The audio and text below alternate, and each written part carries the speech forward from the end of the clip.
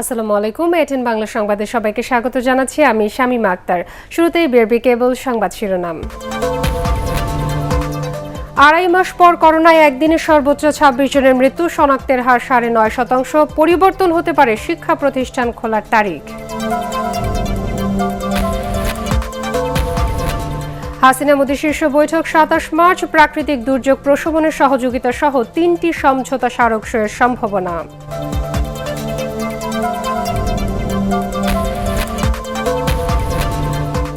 বিদেশি ঋণ নির্ভরতা কমিয়ে নিজেদের টাকায় দেশের উন্নয়নের অঙ্গীকার প্রধানমন্ত্রীর। বাংলাদেশ অবকাঠামো উন্নয়ন তহবিলের উদ্বোধন।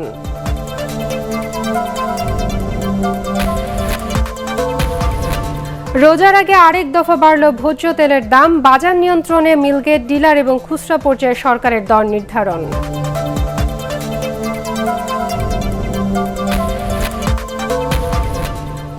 এবং পিকে হালদারের দেশ ছেড়ে পালিয়ে যাওয়ার দায় নিয়ে আদালতে পাল্টাপাল্টি অবস্থান ইমিগ্রেশন পুলিশ ও দুদক।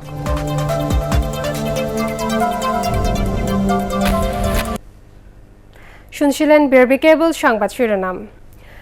এবার বিস্তারিত। 2.5 মাসের মধ্যে দেশে একদিনে করোনা ভাইরাসের সর্বোচ্চ মৃত্যু হয়েছে। সবশেষ 24 ঘন্টায় এ ভাইরাসে আক্রান্ত হয়ে মারা গেছেন 26 জন।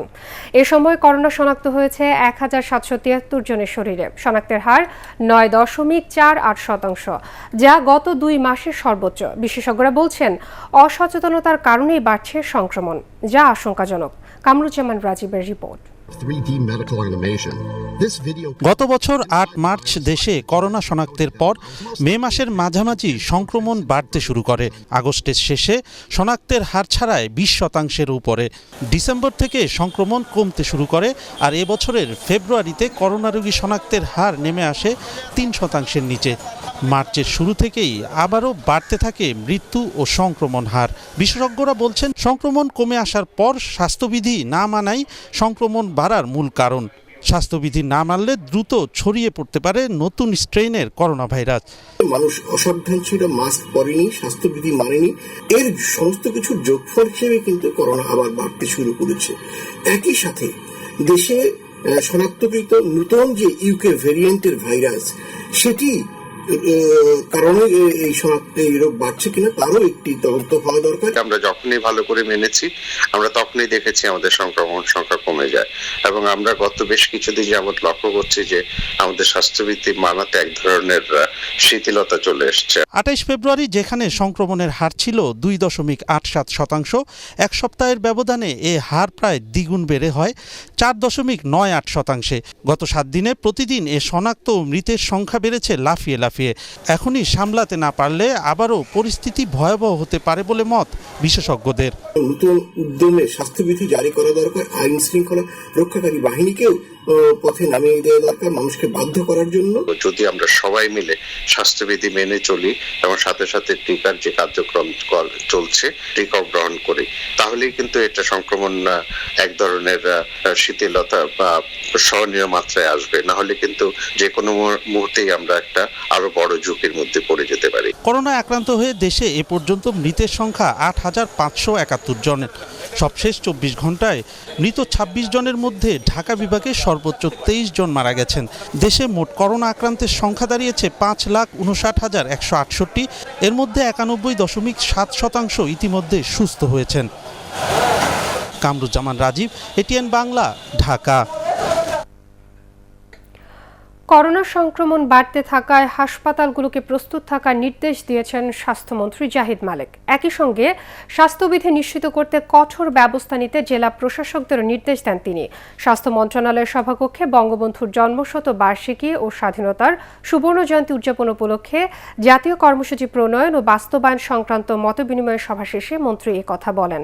সংক্রমণ বাড়লে শিক্ষা প্রতিষ্ঠান খোলার তারিখ পুনর্বিবেচনা করা হতে পারে। শুধু আইসিইউ তো নয়, শুধু সিসিইউ তো নয়, অক্সিজেন লাইন আমরা ওয়ার্ডেও টেনে নিয়েছি। কাজেই আইসিইউ সিসিইউর ফ্যাসিলিটি একটা ওয়ার্ডে থেকেও একজন রোগী পেতে পারবে, এবং যথেষ্ট অক্সিজেন আছে, ওষুধ আছে, ডাক্তার নার্সের ব্যবস্থা আছে, এবং অন্যান্য যে বিষয়গুলো করোনা চিকিৎসা লাগে এগুলো ব্যবস্থা রাখতে বলা হয়েছে, এবং এগুলো পর্যাপ্ত পরিমাণে আছে। আতঙ্কিত হওয়ার কিছু নাই। ভারতের প্রধানমন্ত্রী নরেন্দ্র মোদীর ঢাকা সফরে দেশটির সাথে প্রাকৃতিক দুর্যোগ প্রশমনের সহযোগিতা সহ 3টি সমঝোতা স্মারক সই হতে পারে। শেখ হাসিনা ও নরেন্দ্র মোদীর শীর্ষক বৈঠক অনুষ্ঠিত হবে 27 মার্চ। বঙ্গবন্ধুর জন্মশত বার্ষিকী ও স্বাধীনতার সুবর্ণ জয়ন্তী উপলক্ষে 5টি দেশের রাষ্ট্র ও সরকার প্রধানের সফর নিয়ে সংবাদ সম্মেলনে পররাষ্ট্রমন্ত্রী ডক্টর এ.কে.এম. আব্দুল মোমেন একথা জানান। সংবাদ সম্মেলনে আরও জানানো হয়, মালদ্বীপ, নেপাল, শ্রীলঙ্কা ও ভুটানের সাথেও বেশ কয়েকটি বিষয়ে সমঝোতা হবে। ইকরামুল হক সাইমের রিপোর্ট। স্বাধীনতার সুবর্ণ জয়ন্তী ও বঙ্গবন্ধুর জন্মশতবার্ষিকী উপলক্ষে 5 দেশের রাষ্ট্র ও সরকার প্রধান আসছেন বাংলাদেশে। দুদিনের সফরে ভারতের প্রধানমন্ত্রী নরেন্দ্র মোদী ঢাকায় আসবেন 26 মার্চ। ওই দিন বঙ্গবন্ধু আন্তর্জাতিক সম্মেলন কেন্দ্রে বঙ্গবন্ধু বাপু ডিজিটাল প্রদর্শনী পরিদর্শন করবেন তিনি। প্রধানমন্ত্রী শেখ হাসিনার সাথে একান্ত ও দ্বিপাক্ষিক বৈঠক করবেন 27 মার্চ। মোদী সফরে দুদেশের মধ্যে অন্তত 3টি সমঝোতা স্মারকের প্রস্তুতি চলছে। ভারতের প্রধানমন্ত্রী, পররাষ্ট্রমন্ত্রী ছাড়াও বিভিন্ন দপ্তরের উচ্চপদস্থ কর্মকর্তাগণ তার সফর সঙ্গী হিসেবে যোগ দেবেন বলে আমরা জানতে পেরেছি। তবে তিস্তা নিয়ে সুনির্দিষ্ট কোনো অগ্রগতির কথা না বললেও সফরে এ নিয়ে আলোচনা হতে পারে বলে জানান পররাষ্ট্রমন্ত্রী। তিস্তা চুক্তির প্রতিটি পেজে সচিব পর্যায়ে সই করে আছে, কিন্তু চুক্তিটি কি কারণে হয়নি আপনারা জানেন। শুধু তিস্তা চুক্তি কেন, বাকি যে আমাদের 6টি নদীর সম্পর্কে কম্প্রিহেন্সিভ প্ল্যান 16 তারিখে নয়াদিল্লিতে আমাদের সচিব পর্যায়ে এর উপর এই নদী সম্পর্কিত আলোচনা চলছে। এছাড়া স্বাধীনতার সুবর্ণ জয়ন্তী ও বঙ্গবন্ধুর জন্মশতবার্ষিকী উপলক্ষে 17 থেকে 19 মার্চ বাংলাদেশ সফরে থাকবেন মালদ্বীপের প্রেসিডেন্ট ইব্রাহিম মোহাম্মদ সোলি। শ্রীলঙ্কার প্রধানমন্ত্রী মাহিন্দা রাজাপাকসের সফর 19 ও 20 মার্চ। 23 থেকে 25 মার্চ পর্যন্ত ঢাকায় বিভিন্ন কর্মসূচিতে অংশ নেবেন ভুটানের প্রধানমন্ত্রী ডক্টর লেটে শেরিং। নেপালের রাষ্ট্রপতি বিদ্যাদেবী ভান্ডারী 22 মার্চ ঢাকায় আসবেন। কাঠমান্ডু ফিরবেন 23 মার্চ। এই কোভিডের সময় মনে রাখতে হবে, this is very unusual time. এই আনইউজুয়াল টাইমের আসছেন, এটা একটা ঐতিহাসিক। ফরেন সার্ভিস একাডেমিতে 5 দেশের সরকার ও রাষ্ট্রপ্রধানদের সফর নিয়ে সংবাদ সম্মেলন করেন পররাষ্ট্রমন্ত্রী ডক্টর এ.কে. আব্দুল মোমেন। এর আগে বঙ্গবন্ধুর ওপর ভার্চুয়ালি কিনোট উপস্থাপন করেন জাতিসংঘের সাবেক মহাসচিব বান কি মুন। ইকরামুল হক সায়েম, এটিএন বাংলা, ঢাকা। বিদেশি ঋণ নির্ভরতা কমিয়ে নিজেদের টাকায় দেশের উন্নয়নের অঙ্গীকার করছেন প্রধানমন্ত্রী শেখ হাসিনা। বাংলাদেশ অবকাঠামো উন্নয়ন তহবিলের উদ্বোধনী অনুষ্ঠানে তিনি বলেন, এ তহবিল গঠনের ফলে দেশি বিদেশি বিনিয়োগকারীদের আস্থাও অনেক বাড়বে। এ সময় জনগণের প্রতি দায়িত্ববোধ থেকেই সরকার কাজ করছে বলেও জানান প্রধানমন্ত্রী। আপেল মাহমুদের রিপোর্ট। বৈদেশিক মুদ্রার রিজার্ভের সুষ্ঠু ব্যবহার করতে বাংলাদেশ অবকাঠামো উন্নয়ন তহবিল গঠন করেছে সরকার। দেশের অর্থনীতিকে এগিয়ে নিতে এখন থেকে বিদেশি ঋণের বিকল্প হিসেবে ব্যবহার হবে এ তহবিল। গণভবন থেকে অর্থ মন্ত্রণালয়ে ভিডিও কনফারেন্সে যুক্ত হয়ে তহবিলের উদ্বোধন করেন প্রধানমন্ত্রী শেখ হাসিনা। নতুন এ ফান্ড দেশের অবকাঠামো উন্নয়নে সরকারের আত্মবিশ্বাস ও মর্যাদা আরও বাড়াবে বলে মনে করেন প্রধানমন্ত্রী। যে আমরা নিজস্ব একটা তহবিল গঠন করব, যে তহবিল থেকে বিনিয়োগকারীরা তারা ঋণ নিতে পারবে এবং আমাদের দেশের যে অবকাঠামোগুলি উন্নয়ন হয় তার প্রচেষ্টা আমরা করব। বারবার শুধু অন্যের কাছে হাত পাতা বা কারো কাছে ধার না করে আমরা আমাদের নিজেদের অর্থ দিয়েই নিজেদের অবকাঠামো উন্নয়ন বা সেখান থেকে আমরা যারা আমাদের এখানে ইনভেস্টমেন্ট করতে আসবে তাদের ঋণ নেবার যে প্রচেষ্টা, সেটা আমরা নিজেরা নিজেদের অর্থ থেকেই আমরা ব্যয় করতে পারি। বাংলাদেশ অবকাঠামো উন্নয়ন তহবিলের ফান্ড থেকে পায়রা সমুদ্র বন্দরে রাবনাবাদ চ্যানেলের ক্যাপিটাল ও মেইনটেনেন্স ড্রেজিংয়ের জন্য ত্রিপক্ষীয় ঋণ চুক্তি সই হয় উদ্বোধনী অনুষ্ঠানে। বন্দরটি চালু হলে প্রতিবেশী দেশগুলোও তা ব্যবহার করতে পারবে বলে জানান প্রধানমন্ত্রী। আমরা শুধু নিজে ব্যবহার করব না, ইতিমধ্যে ভারত, নেপাল, ভুটান তাদেরকেও আমরা কিন্তু সুযোগ দিয়েছি, তা এটা ব্যবহার করবে। শুধু তাই না, এখান থেকে আমরা সেই ভারতের আসাম থেকে বা ভুটান থেকে নৌপথেই পণ্য পরিবহন করার সুযোগ হবে এবং তারা আমাদের পোর্টগুলিও ব্যবহার করতে পারবে। তার ফলে আমাদের অর্থনীতি আরও মজবুত হবে। পায়রা বন্দরকে কেন্দ্র করে পার্শ্ববর্তী নদীগুলোতে পণ্য পরিবহন বেড়ে গেলে দক্ষিণের জেলাগুলোর অর্থনীতি আরও মজবুত হবে বলে আশা করেন প্রধানমন্ত্রী শেখ হাসিনা। আপেল মাহমুদ, এটিএন বাংলা, ঢাকা। রোজার আগে আরেক দফা বাড়ল ভোজ্য তেলের দাম। বাজার নিয়ন্ত্রণে মিলগেট, ডিলার ও খুচরা পর্যায়ে সব ধরনের ভোজ্য তেলের দাম নির্ধারণ করে দিয়েছে সরকার। রাজধানীতে বিশ্ব ভোক্তা অধিকার দিবসের আলোচনা শেষে সাংবাদিকদের প্রশ্নের জবাবে বাণিজ্যমন্ত্রী জানান, বিশ্ব বাজারের সাথে সমন্বয় রেখেই তেলের স্থানীয় দর বেঁধে দেওয়া হয়েছে। 24 মার্চের পর পেঁয়াজের বাজার সহনীয় হবে বলেও জানান মন্ত্রী। শরফুল আলমের রিপোর্ট। রোজা শুরু হতে বাকি এখনও 1 মাস, তবে এর আগেই প্রতিনিয়ত বাড়ছে ভোজ্য তেল, পেঁয়াজ, আলুসহ অন্যান্য পণ্যের দাম। সরকারি বিপণন সংস্থা টিসিবির তথ্য অনুযায়ী 1 মাসের ব্যবধানে মান ও প্রকারভেদে সয়াবিন তেলের দাম বেড়েছে প্রায় 76 ভাগ। কয়েক সপ্তাহ ধরে চড়া তেলের বাজার নিয়ন্ত্রণে এবার সরকার সব ধরনের সয়াবিন তেলের দাম নির্ধারণ করে দিয়েছে। পণ্য বিপণন পরিবেশক নিয়োগ আদেশ 2011 অনুসারে গঠিত জাতীয় কমিটির সুপারিশ অনুযায়ী এখন থেকে ভোক্তা পর্যায়ে প্রতি লিটার খোলা সয়াবিন 117 এবং লিটার প্রতি বোতল 139 টাকায় বিক্রি করা হবে। 1 মাসের মাঝখানে আন্তর্জাতিক বাজারেও প্রায় $70 মতো দাম বেড়ে গেছে। গতকালকেও এটা দাম ছিল $1300 কেজি, যার ফলে এটা সেই ফর্মুলায় ফেলেই কিন্তু দামটা ফিক্স আপ করা হয়েছে। যে মুহূর্তে আমরা দেখব দাম কমতে শুরু করেছে, একইভাবে আমরা দাম কমিয়ে দেব। পণ্যের দাম বাড়ার তালিকায় রয়েছে পেঁয়াজ। রাজধানীর বাজারে প্রতি কেজি পেঁয়াজ বিক্রি হচ্ছে 40 থেকে 50 টাকায়। মাসের হিসাবে এই পণ্যের দাম বেড়েছে 40 ভাগ। মৌসুমি নতুন পেঁয়াজ আসলে এর বাজার সহনীয় হবে, এমনটাই আশা বাণিজ্যমন্ত্রীর। যে পেঁয়াজের দাম এই মাসের 24 তারিখের মধ্যে আমাদের নতুন পেঁয়াজ বাজারে উঠতে শুরু করে, যেটাকে আমরা রাখি পেঁয়াজ বলি। এই রাখি পেঁয়াজটা আসলে পরেই দামটা কমে যাবে। এটাও আপনাদের বলি যে হয়তো আরেকটু কমানো যেত এই মুহূর্তের দাম যদি আমরা ভারত থেকে আমদানিটা শুরু করে দিতাম।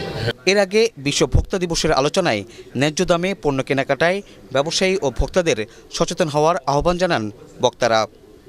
শরফুল আলম, এটিএন বাংলা, ঢাকা।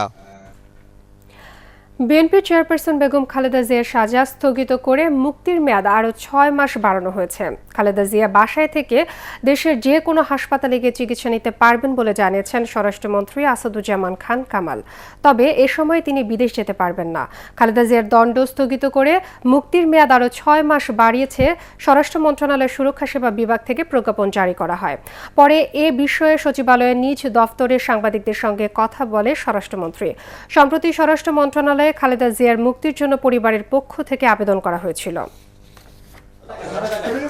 তার ভাই শামীম ইস্কান্দার কিছুদিন আগে আমাদের এখানে এসে আবার আরেকটি আবেদন করেছিলেন এই সময়টা বৃদ্ধির জন্য। মাননীয় প্রধানমন্ত্রী সেই আবেদনে সাড়া দিয়ে আরো 6 মাস সেই এটা বৃদ্ধি করে দিয়েছেন। এখন থেকে তিনি আরো 6 মাস তার নিজ গৃহে তিনি চিকিৎসা সেবা নিতে পারবেন। কয়েক হাজার কোটি টাকা পাচারের পর পিকে হালদারের দেশ ছেড়ে পালিয়ে যাওয়ার দায় কার, তা নিয়ে পাল্টাপাল্টি অবস্থানে ইমিগ্রেশন, পুলিশ ও দুদক। হাইকোর্টের এক দ্বৈত বেঞ্চে সোমবার এ বিষয়ে শুনানি হয়। আইজিপির পক্ষ থেকে দেয়া প্রতিবেদনে বলা হয়, 2019 সালের 23 অক্টোবর পিকে হালদার দেশ ছাড়ার 2 ঘণ্টা পর তাদের কাছে দুদকের চিঠি পৌঁছায়। অন্যদিকে দুদকের আইনজীবীর দাবি, পিকে হালদার দেশ ছাড়ার প্রায় 4.5 ঘণ্টা আগেই তারা চিঠি পাঠান। আরও জানাচ্ছেন হুমায়ুন চিস্তি। পিকে হালদারের দেশত্যাগের সময় বেনাপোল ইমিগ্রেশনে কর্মরত 57 কর্মকর্তার তালিকা সোমবার হাইকোর্টে জমা দেয় পুলিশ মহাপরিদর্শকের দপ্তর। প্রতিবেদনে বলা হয়েছে, পিকে হালদার সহ 24 জনের দেশত্যাগে নিষেধাজ্ঞার চিঠি দুদক তাদের কাছে দেরিতে পাঠানোর কারণে তিনি দেশ ছেড়ে পালাতে সক্ষম হয়। এ বিষয়ে ইমিগ্রেশনের কোনো গাফিলতি নেই। বেনাপোল সীমান্ত বন্দর এই চিঠিটা পাওয়ার 2 ঘন্টা 8 মিনিট 30 সেকেন্ড আগেই সে বাংলাদেশ ত্যাগ করেছে পিকে হালদার। শুনানিতে দুদকের আইনজীবী বলেন, পিকে হালদার পালিয়ে যাওয়ার 4.5 ঘণ্টা আগেই তারা ইমিগ্রেশনে চিঠি পাঠান। বিষয়টি নিশ্চিত করতে হোয়াটসঅ্যাপেও যোগাযোগ করা হয়। শুনানিতে আদালত বলেন, এ বিষয়ে কারো দায় বা গাফিলতি অবশ্যই আছে। এছাড়া বাংলাদেশ ব্যাংকের সাবেক ডেপুটি গভর্নর এসকে সুর ও পিকের সহযোগী নাহিদা রুনাইকে কেন গ্রেফতার করা হয়নি তা নিয়ে প্রশ্ন তোলে আদালত। সফট কপি যে 14:43-এ অতিরিক্ত পুলিশ মহাপরিদর্শক পেয়েছেন, সেটা রিসিভিং কপি আমাদের কাছে আছে। পিকে হালদার বেনাপোল ত্যাগ করেছেন অ্যাকর্ডিং টু ইমিগ্রেশন 15:38। কাজেই তারও তো 1 ঘন্টা আগে বেনাপোল ইমিগ্রেশন কর্তৃপক্ষ আমার নিষেধাজ্ঞা পেয়েছে। এখন এই দায় যদি আমার উপর চাপানো হয় আমি মনে করি এটা উচিত হবে না। পিকে হালদারের আর্থিক দুর্নীতির সময়ে বাংলাদেশ ব্যাংকে কর্মরত 354 জন কর্মকর্তার তথ্য এদিন আদালতে জমা দেওয়া হয়। হুমায়ুন চিস্তি, এটিএন বাংলা, ঢাকা। তথ্য মন্ত্রণালয়ের নাম পরিবর্তন করেছে সরকার। বাংলায় তথ্য মন্ত্রণালয়ের পরিবর্তে নতুন নামকরণ হবে তথ্য ও সম্প্রচার মন্ত্রণালয়, আর ইংরেজিতে নাম হবে ministry of information and broadcasting. সোমবার তথ্য মন্ত্রণালয়ের এর নাম পরিবর্তন করে প্রজ্ঞাপন জারি করে মন্ত্রিপরিষদ বিভাগ। পরে তা গেজেট আকারে প্রকাশ করা হয়। অনুষ্ঠিত হয়েছে আওয়ামী লীগের সংসদীয় বোর্ড ও স্থানীয় সরকার জনপ্রতিনিধি মনোনয়ন বোর্ডের শনিবারের মুলতবি সভা। এতে 2021 সালে অনুষ্ঠিতব্য প্রথম ধাপের বাকি অংশের ইউনিয়ন পরিষদ নির্বাচনে চেয়ারম্যান পদে দলীয় প্রার্থীদের মনোনয়ন দেওয়া চূড়ান্ত করা হয়। গণভবনে অনুষ্ঠিত সভায় সভাপতিত্ব করেন আওয়ামী লীগ সভাপতি ও প্রধানমন্ত্রী শেখ হাসিনা। উপস্থিত ছিলেন সাধারণ সম্পাদক ওবায়দুল কাদের, উপদেষ্টা পরিষদের সদস্য আমির হোসেন আমু, তোফায়েল আহমেদ সহ সিনিয়র নেতারা। প্রথমবারের মতো বাংলাদেশ ব্যাংকে রিজার্ভ থেকে ঋণ দেওয়া হচ্ছে। স্বল্প সুদের এ ঋণ বিনিয়োগ করা যাবে দেশের অবকাঠামো উন্নয়নে। সিদ্ধান্ত অনুযায়ী প্রাথমিক পর্যায়ে 10 বছরের জন্য বাংলাদেশ ব্যাংকের রিজার্ভ থেকে সোনালী ব্যাংককে 1 ভাগ সুদে 5,417 কোটি টাকা ঋণ দেওয়া হবে। সোনালী ব্যাংক 2 ভাগ সুদে ওই ঋণ দেবে পায়রা সমুদ্র বন্দরকে, যা বন্দরের অবকাঠামো উন্নয়নে বিনিয়োগ করা হবে। বিনা নোটিশে প্রায় অর্ধশতাধিক সংবাদকর্মীকে চাকরিচ্যুতির অভিযোগে রাজধানী নিউজ কার্টন রোডের জনকণ্ঠ ভবন অবরোধ করে বিক্ষোভ সমাবেশ করছে সংবাদকর্মীরা। বিক্ষোভকারীরা জানান, বেতন ভাতা ঠিকমতো পরিশোধ না করায় মালিকপক্ষকে 15 মার্চ পর্যন্ত আলটিমেটাম দেয় সংবাদকর্মীরা। তাদের অভিযোগ, এ বিষয়ে কোনো আশ্বাস না দিয়ে প্রায় 60 জনের মতো সংবাদকর্মীকে অব্যাহতিপত্র দেয় মালিকপক্ষ। ঘটনার প্রতিবাদে সোমবার সন্ধ্যা থেকে ভবনের সামনের রাস্তা অবরোধ করে বিক্ষোভ শুরু করেন ভুক্তভোগীরা। যারা ইতিহাস বিকৃত করেছে তারাই ইতিহাসের পাতা থেকে মুছে যাচ্ছে বলে মন্তব্য করেছেন আওয়ামী লীগের যুগ্ম সাধারণ সম্পাদক ও তথ্যমন্ত্রী ডক্টর হাসান মাহমুদ। জাতীয় প্রেস ক্লাবে ইয়াসিন কবির জয় সংকলিত মুক্তির ডাক বইয়ের প্রদর্শনী উদ্বোধন শেষে তিনি একথা বলেন। তথ্যমন্ত্রী বলেন, বঙ্গবন্ধুর 7 মার্চের ভাষণ 21 বছর নিষিদ্ধ থাকলেও বিশ্বে আজ স্বীকৃতি পেয়েছে।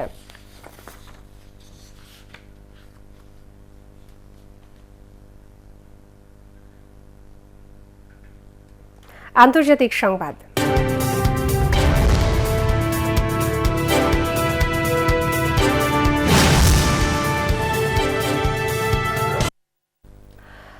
অক্সফোর্ড অ্যাস্ট্রাজেনেকা টিকায় দেহে রক্ত জমাটের কোনো সঠিক প্রমাণ এখন পর্যন্ত পাওয়া যায়নি বলে জানিয়েছে বিশ্ব স্বাস্থ্য সংস্থা।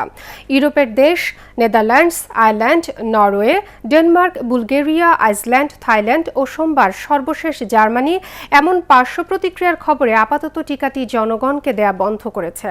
তারপরই করোনা প্রতিরোধী টিকাটি নিয়ে এমন বার্তা দিল বিশ্ব স্বাস্থ্য সংস্থা। তবে এ নিয়ে আরও গবেষণাকে স্বাগত জানিয়েছে সংস্থাটি। এ পরিস্থিতিতে অ্যাস্ট্রাজেনেকার পক্ষ থেকেও মানুষকে আশ্বস্ত করে এক বিবৃতিতে বলা হয়, তাদের টিকার সাথে রক্ত জমাটের ঝুঁকি বাড়ার বৈজ্ঞানিক কোনো প্রমাণ নেই। ইউরোপে এখন পর্যন্ত টিকা নেয়া প্রায় 2.25 কোটি মানুষের মধ্যে মাত্র 40টির মতো এমন ঘটনা পাওয়া গেছে। এ সময় যারা টিকা নেননি তাদেরও রক্ত জমাট বাঁধার ঘটনা ঘটেছে। বর্তমানে বিশ্বের 65টি দেশে অক্সফোর্ড অ্যাস্ট্রাজেনেকার এ টিকা দেওয়া হচ্ছে। দেশের বাজারে মালয়েশিয়ার প্রোটন ব্র্যান্ডের নতুন এসইউভি নিয়ে এলো পিএসপি অটোমোবাইলস। প্রোটন X17 মডেলটির গাড়িটির উদ্বোধন উপলক্ষে রাজধানীর গুলশানে 2 দিন ব্যাপী অনুষ্ঠানের উদ্বোধনী দিনে শিক্ষা উপমন্ত্রী ব্যারিস্টার মহিবুল হাসান চৌধুরী নওফেল ও পিএসপি অটোমোবাইলসের ব্যবস্থাপনা পরিচালক মোহাম্মদ আক্তার পারভেজ ও নির্বাহী পরিচালক তাসির করিম অন্যান্যের মধ্যে উপস্থিত ছিলেন। নতুন এই ব্র্যান্ডের বিশেষ বৈশিষ্ট্য হল এর ভয়েস কমান্ড। এতে গাড়িতে বসে মুখে নির্দেশনা দিলেই স্বয়ংক্রিয়ভাবে কাজগুলো হবে। 1500 সিসির প্রোটন X70-র সাথে থাকছে 5 বছরের সার্ভিস ওয়ারেন্টি গ্যারান্টি অথবা 1.5 লাখ কিলোমিটার মাইলেজ ওয়ারেন্টি। থাকছে বাইব্যাক অফার ও রিপ্লেস কার সুবিধাও। এবার 5X খেলার খবর।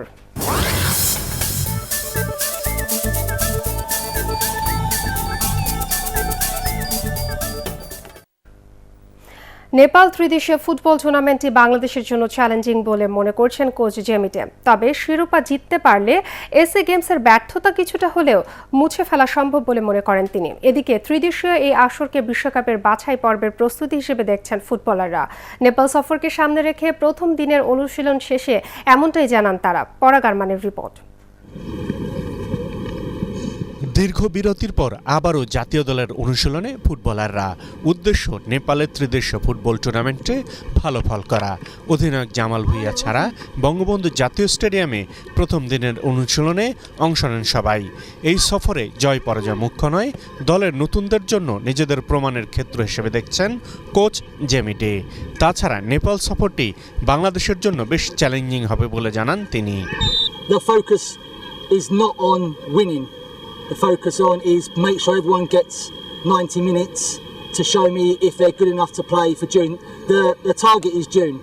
এই তরুণ দলে ১৯ মাস পর ফিরেছেন নির্ভরযোগ্য মিডফিল্ডার মাসুক মিয়া জনি।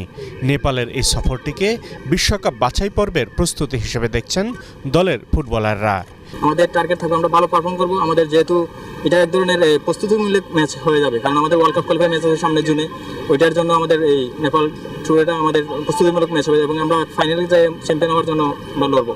তো আমরা যদি সবাই এখন থেকে বিগ ম্যাচের যদি প্রেশারগুলো নিতে পারি, তাহলে ভবিষ্যতে আমরা বাংলাদেশ টিম ভালো কিছু করতে পারবো। তিন জাতির এই টুর্নামেন্টে অংশ নিতে আগামী 18 মার্চ নেপালের উদ্দেশ্যে ঢাকা ছাড়বে বাংলাদেশ ফুটবল দল।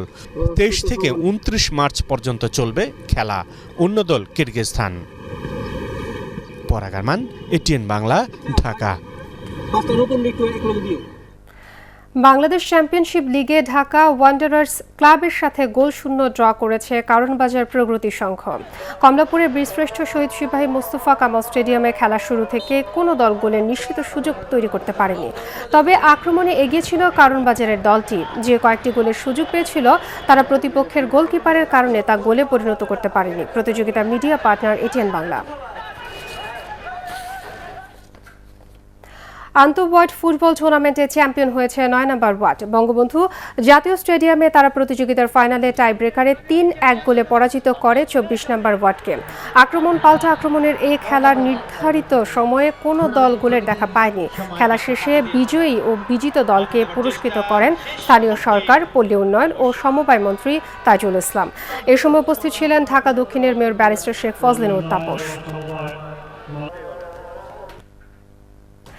উন্মোচন করা হলো ক্রিকেট বিষয়ক বই ক্রিকেট রিভিজিটেড। বইটি লিখেছেন সাবেক ক্রিকেটার ও ধারাভাষ্যকার শাকিল কাশেম। ক্রিকেট শুধুমাত্র জয় পরাজয়ের পরিসংখ্যান নয়, এখানে মনস্তাত্ত্বিক খেলাটাও বেশ গুরুত্বপূর্ণ। ক্রিকেট রিভিজিটেড বইটিতে এ বিষয়টি বেশি গুরুত্ব পেয়েছে। তাছাড়া ক্রিকেট শুরুর সময়টাতে যে কঠিন সময় পার করতে হয় সে বিষয়েও ধারণা দেওয়া হয়েছে এই বইতে। ৭০ ও ৮০ দশকে মাঠ দাপানো অলরাউন্ডার ছিলেন শাকিল কাশেম। ঢাকা লিগে 2 বার সর্বোচ্চ উইকেট শিকারের রেকর্ডও আছে সাবেক এই লেগ স্পিনারের। কালেকশন অফ মেমোরিজ, মূলত আমার আর্টিকেল যেগুলি আগে লেখা হয়েছে অন ক্রিকেট ম্যাচেস এন্ড এটা সেটা, আর যেটা আমি বললাম যে সোশ্যালাইজিং উইথ ডিস্টেন্ট মেমোরিজ। একটা ক্রিকেট প্লেয়ার ওনাকে কিন্তু তুলে ধরে, ভিউইং পাবলিক যারা আছে টিভিতেই দেখুক বা মাঠেই দেখুক, he is enacting a drama. I want to look at it that way. Tie ব্রেকারে গাইবান্ধা জেলাকে হারিয়ে চতুর্থ ATN Bangla gold cup football টুর্নামেন্টের ফাইনালে উঠেছে দিনাজপুর জেলা। দিনাজপুর স্টেডিয়ামে টুর্নামেন্টের প্রথম সেমিফাইনালে গাইবান্ধা জেলাকে ৬-৫ গোলে পরাজিত করে স্বাগতিকরা। মঙ্গলবার দ্বিতীয় সেমিতে জয়পুরহাট জেলার মুখোমুখি হবে রংপুর জেলা। এর আগে সেমিফাইনাল খেলা উদ্বোধন করেন দিনাজপুর জেলা চেম্বার অফ কমার্সের সাবেক সভাপতি হুমায়ুন ফারুক রেজা শামীম। উপস্থিত ছিলেন টুর্নামেন্টের আহ্বায়ক জহির শাহ। ২০ মার্চ শনিবার টুর্নামেন্টের ফাইনালে প্রধান অতিথি হিসেবে উপস্থিত থেকে বিজয়ী ও বিজিত দলকে পুরস্কৃত করবেন এটিএন বাংলার চেয়ারম্যান ডক্টর মাহফুজুর রহমান।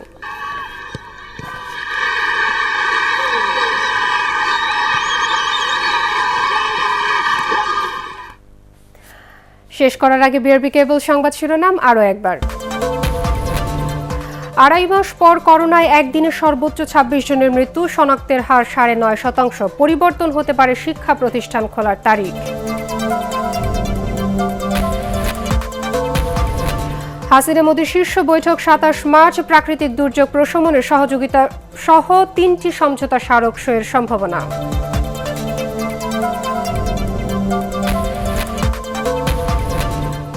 বিদেশি ঋণ নির্ভরতা কমিয়ে নিজের টাকায় দেশের উন্নয়নের অঙ্গীকার প্রধানমন্ত্রীর। বাংলাদেশ অবকাঠামো উন্নয়ন তহবিলের উদ্বোধন।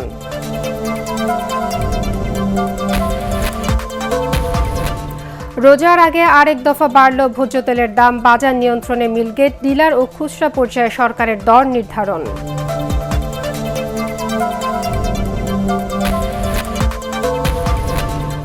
এবং পিকে হালদারের দেশ ছেড়ে পালিয়ে যাওয়ার দায় নিয়ে আদালতে পাল্টাপাল্টি অবস্থান ইমিগ্রেশন, পুলিশ ও দুদক।